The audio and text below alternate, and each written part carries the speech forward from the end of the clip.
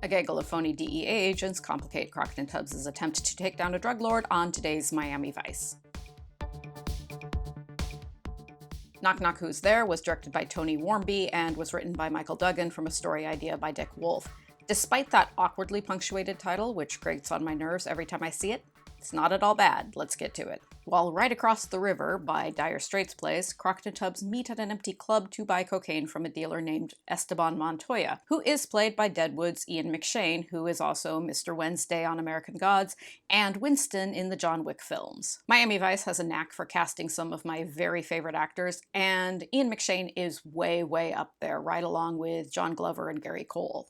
The deal is interrupted by the sudden arrival of armed and uniformed DEA agents who raid the club, arrest Crockett, Tubbs, and Montoya, put in an interagency request for Vice to pick them up, and leave the club with the cocaine and the $250,000 in Vice's money that Crockett and Tubbs had brought to the meet to close the deal. At the Miami DEA office, the lead agent, played by acclaimed playwright Samm-Art Williams, is completely taken off guard when Vice asks about the raid because the DEA was running no current operations on Montoya. Since the cocaine and the money have disappeared, Vice has nothing to hold Montoya on, so he's released from custody. Meanwhile, Crockett and Tubbs are being pressured by an internal affairs investigator who thinks they might have swiped the money for themselves. In the history of Miami Vice, there has never been an internal affairs agent who has been portrayed as anything less than a spectacular jerk, and this guy is no exception. In the meantime, there's another fake DEA raid set to Bryan Adams' Heat of the Night. The fake raid is orchestrated by a genuine agent named Linda Colby, who is played by Broadway star Elizabeth Ashley, who recently appeared in the acclaimed Netflix series Russian Doll. Linda's young son needs a kidney transplant, so she's trying to wrangle some quick cash out of these fake raids to pay his medical bills. Linda has been working secretly with Montoya for these shady encounters. She's been outfitting his henchmen in genuine DEA garb for these phony raids. While Underwater Boys by Shriekback plays, she secretly meets with Montoya and gets an advance of cash for her kids' medical bills. Crockett and Tubbs meet with Linda, who they know socially, to see if she might have any leads as to the leak in her department. They also meet with her husband Chuck, a wheelchair-bound former cop played by Jimmie Ray Weeks. It's clear Linda is under a great deal of personal stress.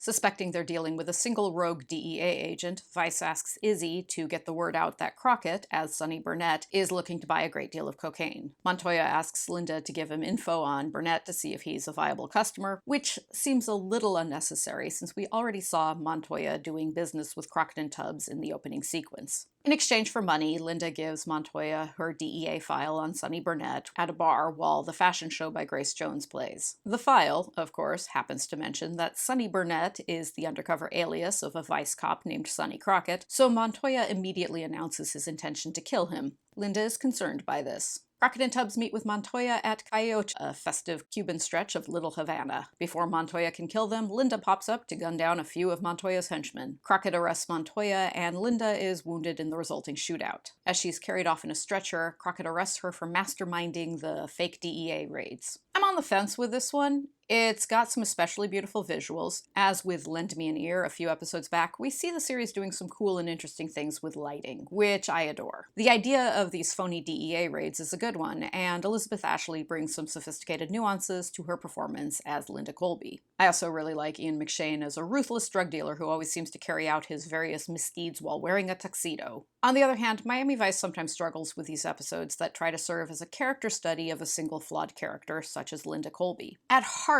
Miami Vice is a big, cold, bleak series, and when it tries to drill down into these smaller, warmer stories involving the tragic lives of people who aren't our main characters, the execution can sometimes be clumsy. The parts of this episode dealing with Linda's home life seem like they're just ticking off boxes on a list of established ways to quickly generate sentiment.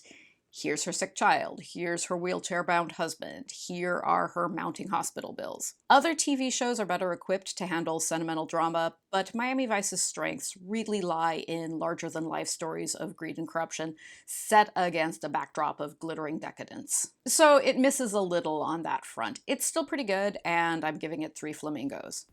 Next time, get ready for the Viking Bikers from Hell. Yeah, that's the episode title, and as far as I'm concerned, it's impossible to improve upon. That's next time, and I will see you back here then.